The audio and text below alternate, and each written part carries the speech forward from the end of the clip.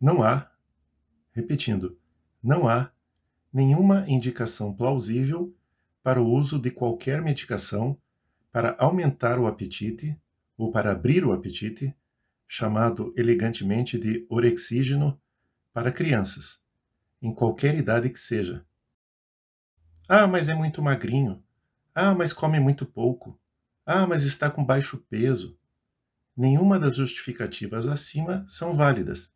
Remédios orexígenos caem essencialmente em duas categorias: polivitamínicos, uma combinação de várias vitaminas, ou medicações com alguma real interferência no metabolismo, como é o caso clássico da ciproheptadina e da buclisina, dois antihistamínicos ou antialérgicos que não deram certo como antihistamínicos, justamente pelos seus efeitos metabólicos.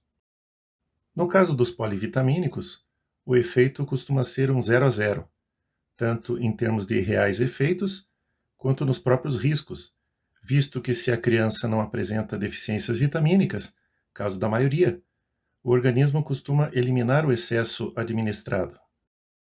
Já no caso dos verdadeiros orexígenos, aqueles com reais efeitos no aumento do apetite e, por consequência, no peso, o problema é pelo menos duplo: efeitos adversos de curto e longo prazo, sedação, danos ao fígado e outros, e mudanças no metabolismo, que podem durar uma vida inteira, visto que nossos sistemas metabólicos são muito prontos a se autorregularem para cima, em termos de retenção calórica, nunca para baixo, o que se chama de mudança de set point calórico.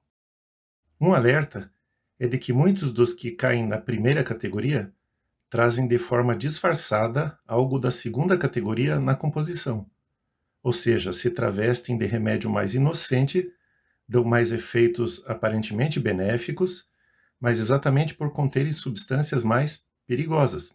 Mesmo em pacientes idosos ou com doenças mais graves, a indicação do uso dessas medicações é muito controversa. Quase sempre o que leva tanto à perda do apetite quanto à perda de peso é determinado por moléculas inflamatórias produzidas em prazos crônicos nessas situações.